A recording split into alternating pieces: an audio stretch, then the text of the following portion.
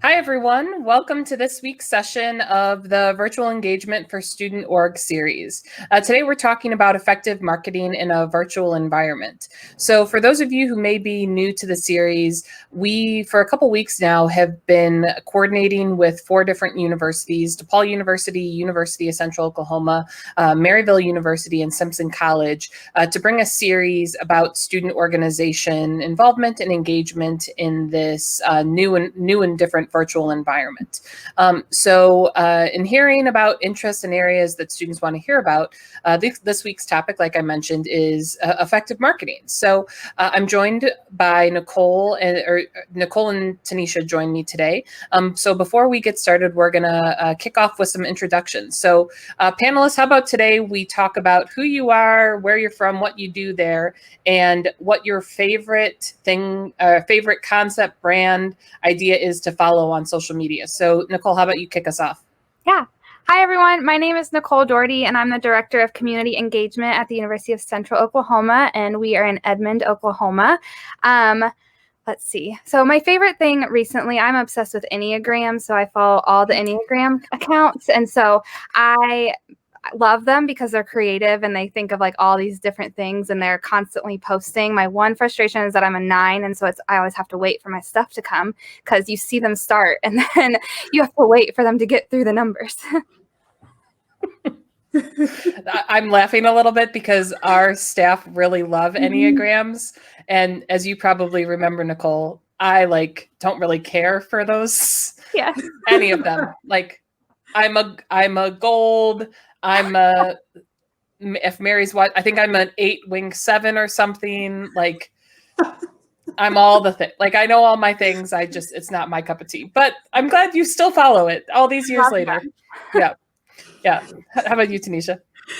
Hi, everyone. I'm Tanisha Arnold, one of the assistant directors in student involvement at DePaul University here in Chicago, Illinois. And I oversee the areas of programming. So that includes student orgs, campus activities, sponsorship for the office, and then the marketing team.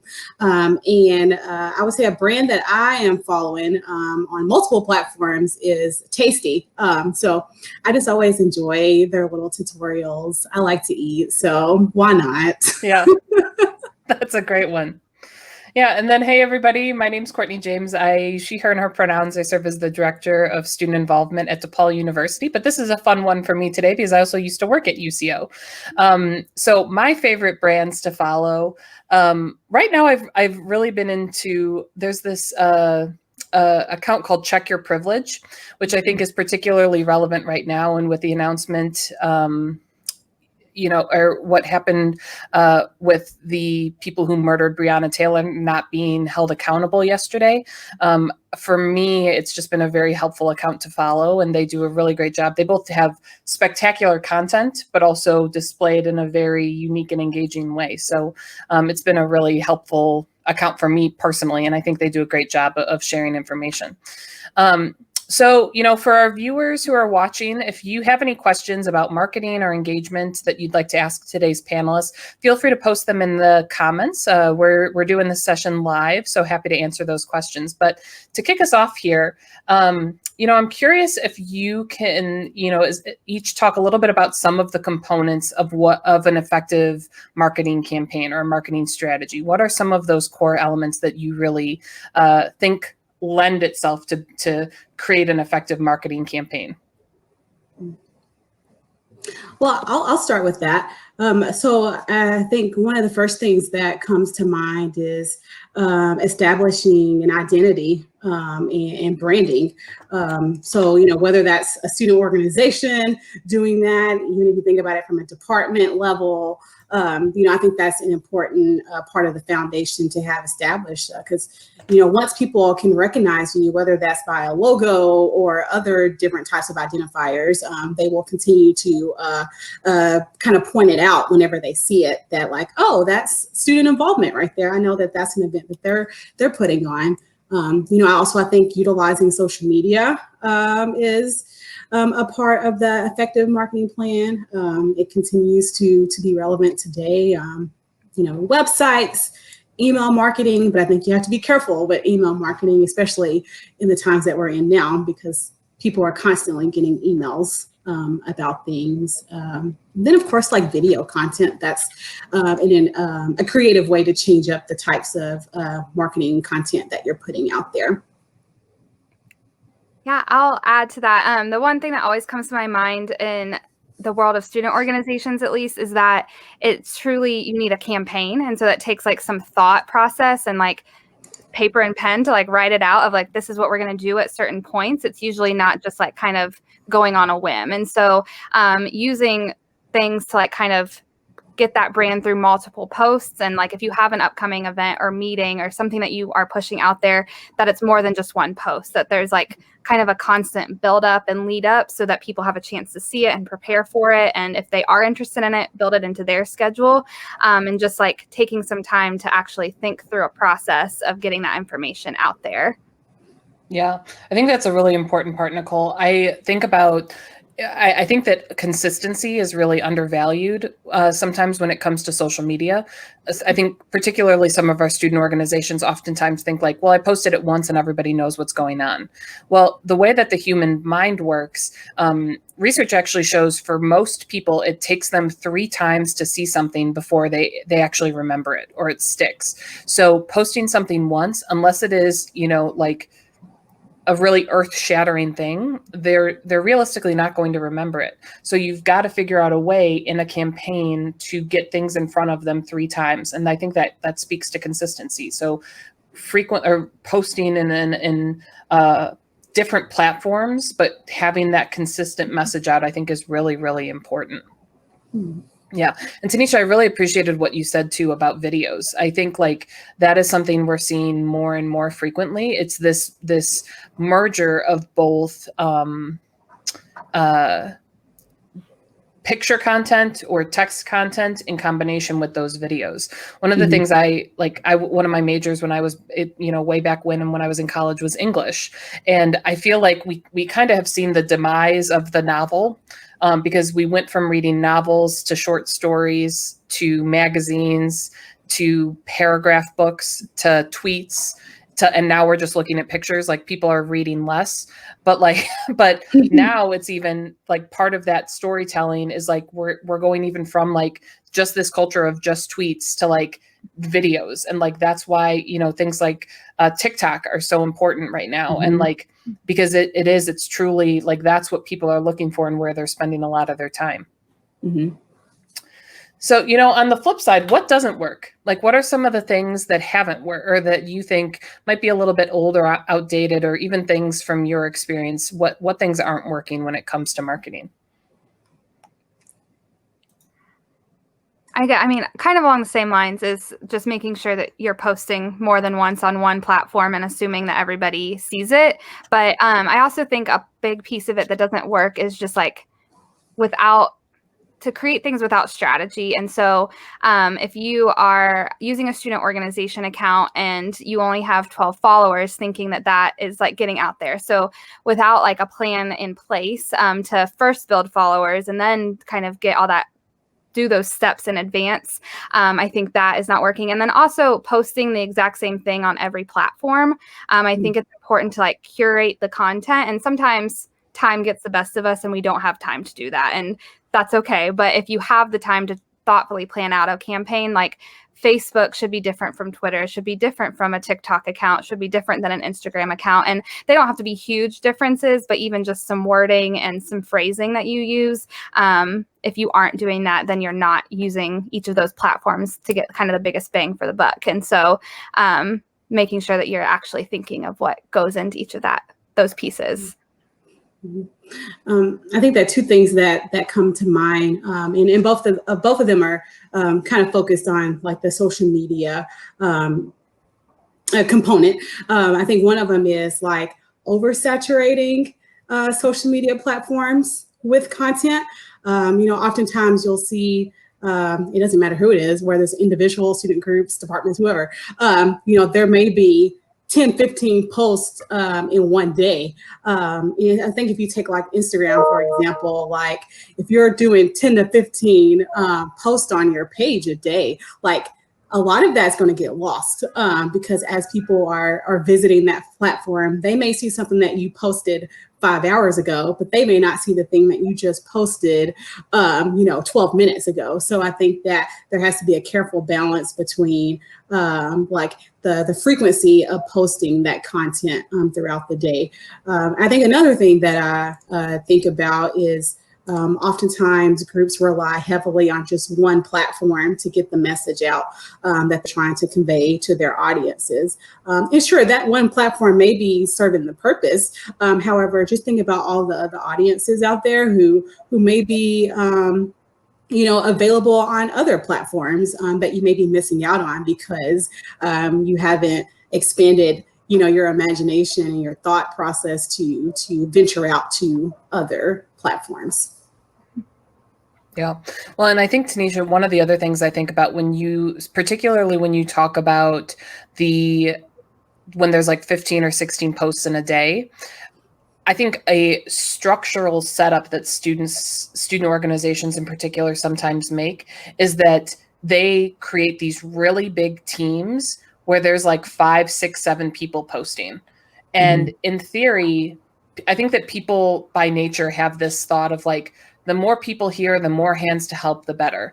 And that's not necessarily the case, I think, particularly when it comes to marketing and social media in particular, because it does either one of two things. Either one, it's these huge posts that happen all the time, or two, there's so many people responsible that actually no one is. So no one ends up doing anything. So there's no frequency, there's no recurring posts, there's no consistent information going out. And there's like the shared responsibility actually is detrimental to the organization. So I always recommend to student organizations, have one person be the lead. You can have people create or submit content, but there always should be one sole student in charge of it. Like that distributive leadership when it comes to marketing is not always effective unless you're curating it in a really special way. For sure. I think even when I think about the student marketing team that I oversee, like there's one student that focuses on social media hey, Nikki, if you're watching. And so like she creates a calendar and there's certain things that she schedules out in her social media postings, but also, she still gives room for those maybe unexpected posts that need to be put out there, maybe at the last minute or other things that may come up throughout the week that needs to be shared. Yeah. I think there, like, especially on Instagram, there's a lot of advantage of the difference between a post and a story. And like, not everything that's a story needs to be on a post, and opposite of planning those out. That's like on our calendar, we have them all in like the different colors of like, this needs to be a story content today. And maybe we'll make some slides that are pre-selected for that. But only one of those things is going to be actually posted on the actual feed. And so kind of learning the balance and advantages of using both of them. Yeah. So, I'm curious a little bit. We know now, obviously, no matter where our students are and where they're watching from, they're living during this pandemic. So I'm curious, what do you all think is the same in terms of marketing from before the pandemic versus what is different in this, our new reality? So I think that, starting with what's different. So oftentimes people want to utilize printed materials to help share the word about what's going on in their respective groups. And so, right now during COVID, a lot of our students are doing class from their homes and they're not on campus. So like those printed materials are not necessarily going to serve the purpose that they would before if we all were in person. Now, sure, there are some people who are on campus, but I think that if people are relying heavily on those printed materials, that's no longer going to be the best option since we are, experiencing this pandemic right now. I think things that have stayed the same. I know we've talked a lot about this platform, but social media has stayed the same. That's where the people are, and there's multiple platforms for people to utilize to share the word. I think if anything, people have pushed more towards social media since other outlets are no longer as effective as they were prior to the pandemic. I think one more thing is like the use of websites to display and share information. Like they were relevant before and they continue to be relevant now, because now we're pushing people to our websites to, whether it's download information or view a video or what have you, we're driving traffic to that platform. Yeah, I would agree on terms of same. I think social media never was dying, but it's making its comeback if it needed to. And so that's where everyone is. And so just making sure, again, that you're posting on all of the different types, just in case someone doesn't have one form or another, is important. And kind of differences that I've seen. I was joking the other day that the QR code got its like rebirth during the pandemic. And so there's a lot on our campus of marketing is word of mouth and having tables out in the middle of campus. And we can still do that, but you do want to make sure that you're being safe and distancing. And so a great way to do kind of, here's all of our information, is make that big poster with the QR code to a website or a social media platform or a PDF document or something like that. And so just kind of finding different ways. Our poster boards have not been full at all, but there's still quite a few events going on campus. And so you can definitely see the pull away from posters for most things that aren't like signature campus events, that kind of, we do need that poster because it's going to more people than just students on campus. But definitely making sure that everything is on social media, on a website, has links that can be easily accessed. We found ourselves using Linktree a lot more often because we just have so many documents and sites that are out there at one time, where normally we would be able to like interchange the one link you get on Instagram. But that was a great discovery, I guess. I know it's been around for a while, but we had never used it in our office before. And so it's been really helpful as we've had multiple things going on with no other print media out there. Yeah, so Nicole, I think that lends itself a little bit to our next question here. Are there any new or different strategies that you've been using in the pandemic that you found particularly effective? So you talk a little bit about Linktree as a means to connect, but other things that perhaps you've been doing that are helpful as well. We have tried to do, create more videos. We're a small office of people, and so we can't do big productions by any means, but it's been really helpful just that we normally would have like presentations on campus with community organizations that we work with, but being able to use Instagram Live and Instagram TV and kind of saving a whole series of content there was something that we had never done before, and I'm sure other areas have, but it was a new area for us to kind of connect our students on campus with outside people without asking those people either to come to campus and be in front of people or sending students out to interview or meet people in a time where they shouldn't necessarily be out all the time. And something new that we've used at DePaul is actually on our student engagement platform. We call it D-Hub. But for other student affairs professionals, that's campus groups, if you have that platform. And so actually on that platform, we created a group, and it's called the Digital Engagement Network, also known as the DEN. And basically, this was created to be a one-stop shop for all of our students to learn about the virtual opportunities happening at DePaul. So, when we made this transition back in March, we were like, how do we get as much information as possible in one place, and then we can just direct them to a website to find all of these things. So, yes, we created the DEN. Weekly newsletters are sent with the upcoming events and other programs and services that are going on that particular week. And, we have a lot of people that are in that group right now.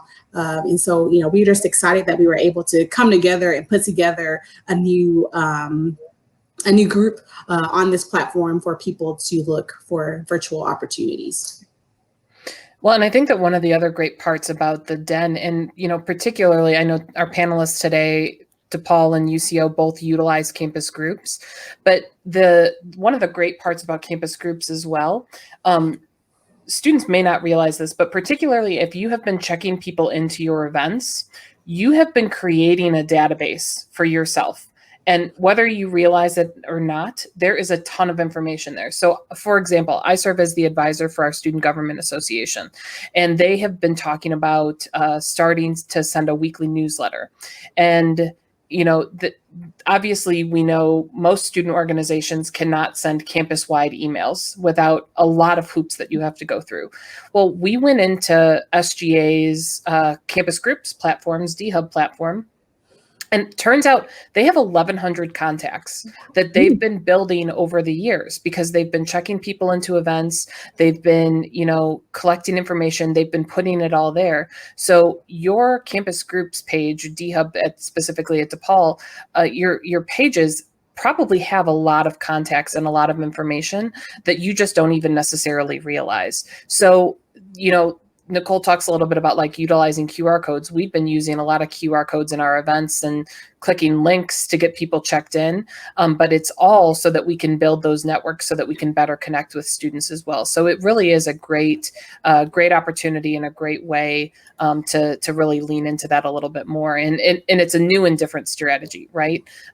Because if they checked into something that you did previously, they probably have at least somewhat of an interest in your organization or group. So figuring out how to leverage that and utilize it, I think, can be really, really helpful. So we've talked a little bit about videos here. I'm curious if we could dive a little bit more into how can you effectively utilize videos with your marketing? What are some strategies that you all have seen or that you've utilized on your campus, and how can student organizations really optimize it?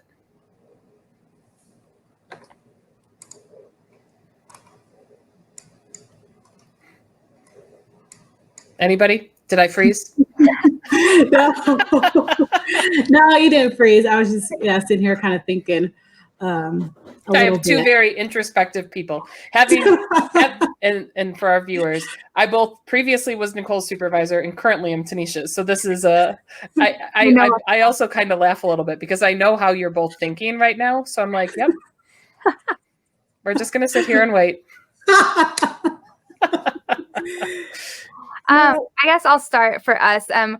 We personally in our office have not done tons of like pre-recorded videos. We've done a lot more Instagram lives of introductions, but I have seen groups using that. I think the most hits that I always see on social media is if they see a real person, because people see their friends, they see themselves as a student in that post. And so I think it does really help to have a live person there talking about things. And so I've seen it for groups using it to do like introductions of all of their officers, of their members, member spotlights, different things like that, whether which is a step further than just posting on their platform a picture of them, but having them like do a takeover or just an introduction of themselves either on a story or in a permanent video that stays there for a while. And so I think it provides that human connection which we probably all need a little bit more of right now than just seeing some colors on a page and pictures as we scroll. And so you actually like get to hear a voice and communicate in a way with someone and learn something about them at the same time. I think kind of similar to what Nicole mentioned, we at DePaul have done a mixture of things via video. So of course, the live videos have been pretty effective for us, and we did a variety of those throughout our most recent Welcome Week programming that we did. But also, like the pre-recorded videos had received a lot of views, and so some of those pre-recorded videos, could look like a series, like introducing whether.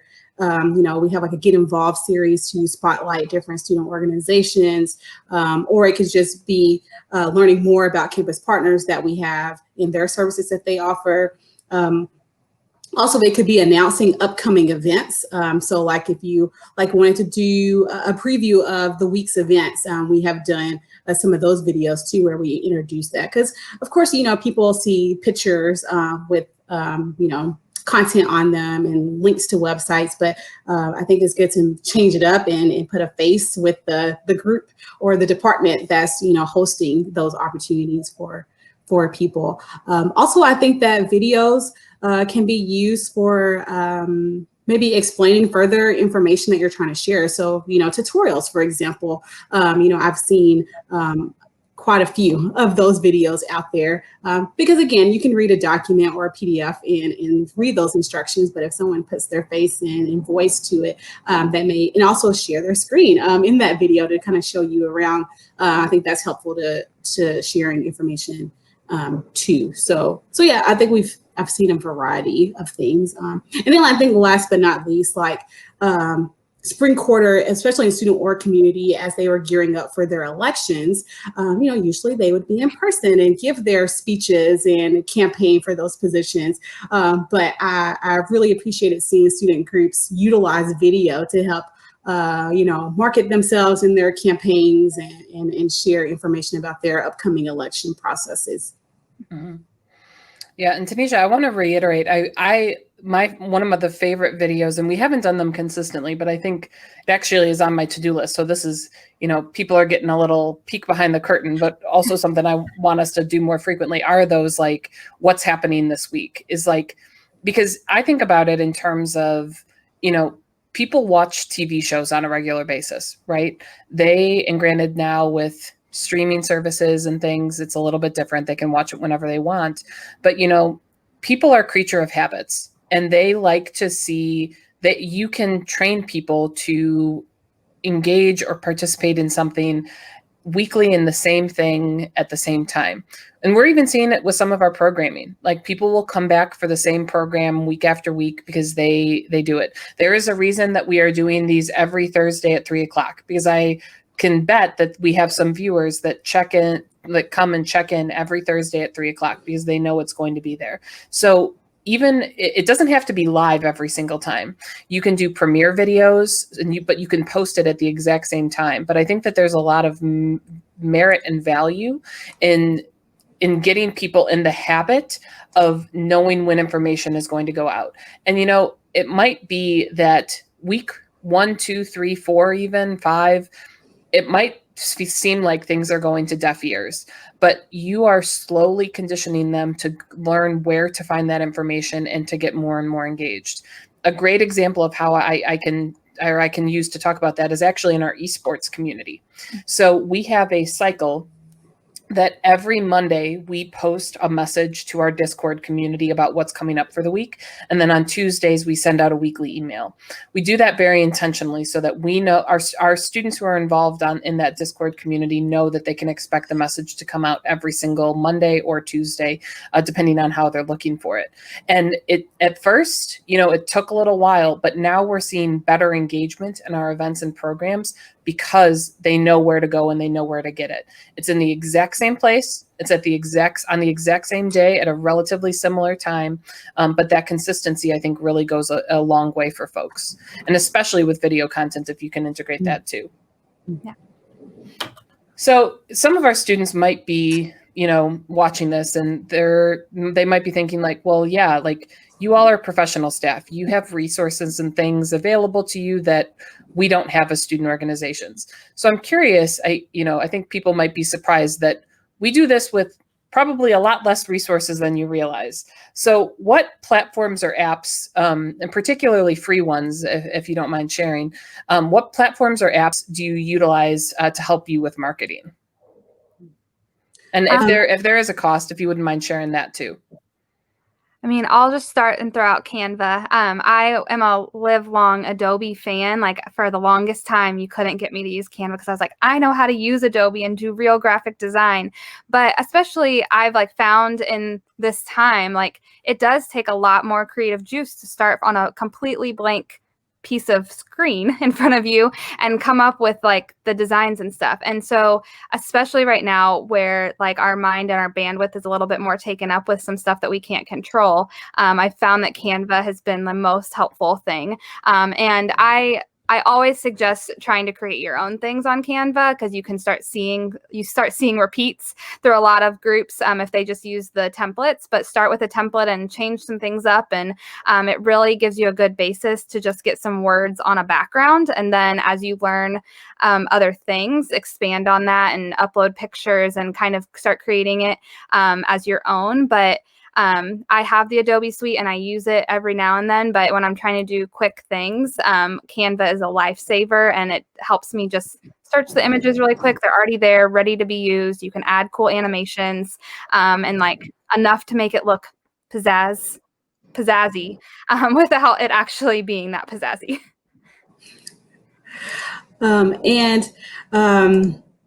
There was one website that the students shared with me called PosterMyWall. And so it's a free website, and kind of similar to Canva. You can create your digital materials and other posters and flyers, and, you know, kind of make it look the way you want it to look. But honestly, something, you know, the most basic level is that you'd be surprised what you could create on like Publisher and like a PowerPoint. So like if you don't have access to some of these other resources, like, you know what, a few clicks here and there, some copy paste, like you can make something look as if like you've done it on one of these platforms. And oftentimes, like I have no like marketing skills whatsoever, but there's been a few times I've really whipped up some stuff in Publisher and PowerPoint, especially like when I don't have access to the graphic design team or they're super busy with something. So don't want to forget about those two things on the most simple level. And then also like, you know, another platform that people have been using is Tribute, which I know, Courtney, you shared that with us, with our student involvement team, and also our programming board, DAB, has been using it for some different things. So like if you want to put together video content, but maybe you don't feel confident in your video editing skills, or, you know, putting it together the way you want it, that's a platform that you can use. I think there may be a free trial to start off with, and then costs thereafter. Mm-hmm. Yeah, it's Tribute. I think it's spectacular. It like Tanisha mentioned, it allows you to compile videos so people can submit their thoughts, and then it very quickly and easily edits it for you. And it's a very nominal charge. It's like $25, I think, which, you know, for the cost that you would have to hire an external video editor, it's very, very helpful.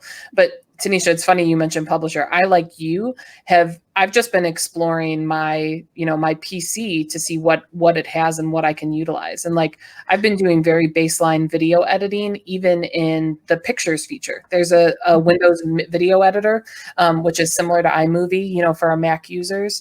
I think that people oftentimes think about like, I have had this graphic design or video background, but a lot of this technology is really, really easy. And I have an iPhone. I've used the iPhone video editor or the movie maker to make, you know, videos there to help put sound behind things and just make things a little bit more exciting. And you know, it's just that timely content. I think that we spend a lot of time trying to picture it and get like this line right and this color right. But sometimes we forget about like timely is oftentimes more important than exactly perfect, right? So like doing something with a quick turnaround, I think sometimes people react better to that than even like this spectacularly produced piece that you might have too, because, you know, especially as student organizations, you all are giving grace that you know, some of our brands and things that we follow might not be given. So I think that take that grace, right? Take that grace and take that opportunity to not get it exactly perfect. Yeah, I learned how to do everything on Publisher way back before I had the opportunity to use Adobe, and you can do so much. You can make PowerPoints and then animate them, and they become videos really quickly. It takes a little bit of time, but if you're overwhelmed or daunted by the video editing services, PowerPoint, which most people feel a little bit more comfortable with, is a good option. I would say the game changer is to download some fonts. And so that they're not just the average fonts that you see. So there's tons of websites out there that you can download fonts from, and they save them to your computer. And so I think you can tell when someone's using Times New Roman, but if you go find a really cool, bold, flashy font, then it changes completely what it looks like. Mm-hmm. And that goes back to the beginning, I think, with what Tanisha was talking about with like the brand identity. Like you talk about fonts. We found lemon milk a few years ago, and like DePaul uses lemon milk for like everything now, you know, like that is our font. I love that font. Yeah. Right. Yeah. So, as we head into our last question here for our viewers, if you have any other questions for today's panelists, again, feel free to post them in the comments. But we know that part of an effective marketing, especially in a virtual environment that utilizes a lot of social media, is building a network, right? It's building this network for sharing and promotion. So do you have any tips for our students who are looking to either expand their network or perhaps build it for the first time? Yeah, I would say for student organizations especially, find kind of like student organizations that are similar in like the crowds that you might be trying to attract with your organization events, or just like similar in like we're both academic based organizations, or we're both religious organizations, or we're both insert organization type here, and reach out to them, whether that be through campus groups or your campus platform, or just like send them a direct message on Instagram and say like, hey, would you mind sharing the post that we just put out there? If you can share ours, we can share yours. And you can even do the same with some offices on campus. So if your organization falls within an office, make sure that you have that stated, like with that office, that we're going to put it on our story, or we're going to retweet it or something like that to get that information out there further. And so I think a lot of times we hope that people will find what we post interesting, so they're just going to do it on their own, but there's also no harm in kind of having those agreements behind the scenes of like, hey, if you will tag us, we will always share your stuff, and we'll tag you if you'll share ours. And so it just gets kind of that next level out there. And then on the other side is make sure you know kind of what all the avenues are on your campus to promote things. Do you have electronic boards that you can push posters to? Do you have shared accounts from your university that will push your stuff out there? Is there a weekly email going out? Is there a way to do a student email blast, and different things like that? Or is out of your student organization's office, can you submit things to go in their newsletter? And so just knowing what all those opportunities are, and like almost like make a checklist of like, for every event, have we done all of these things? And like make a goal of how many times you want to do those things leading up to the event. That's reasonable. You can't do it every day, obviously, but do we want to do it a week out and then the day before, or something like that? And just make sure that you're covering all those bases on campus. I think Nicole pretty much covered a lot of the helpful tips about building that network. But I think, again, in thinking about working with the student that I work with that works with marketing and stuff, she's been able to connect with other student groups and departments and identify who their marketing contact point is. And so they, frequently exchange information about events and other programs and services that are going on.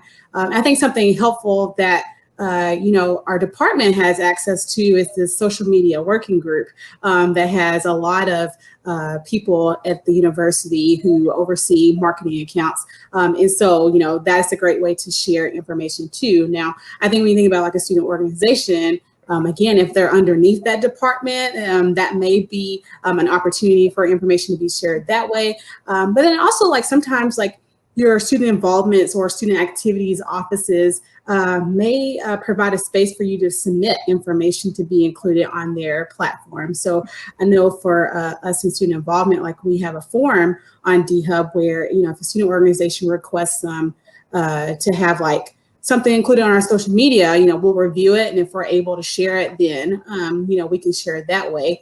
But again, I think a lot of it is like tagging us and stuff, and then resharing that information out there. Yeah. Well, Nicole, Tanisha, thank you so much for taking some time today to join us and talk a little bit about marketing. We know for our student organization viewers, this has been a very dynamic time. So I know I had some moments to reflect and think about how even we could improve some things with the orgs that I work with. But for our viewers, we will be back next week for our next series or our next topic. Next week, we are talking about fraternity and sorority life specifically. So we'll be talking about engaging your fraternity and sorority life communities virtually. So we'll have representatives from our different institutions joining that day to talk as well.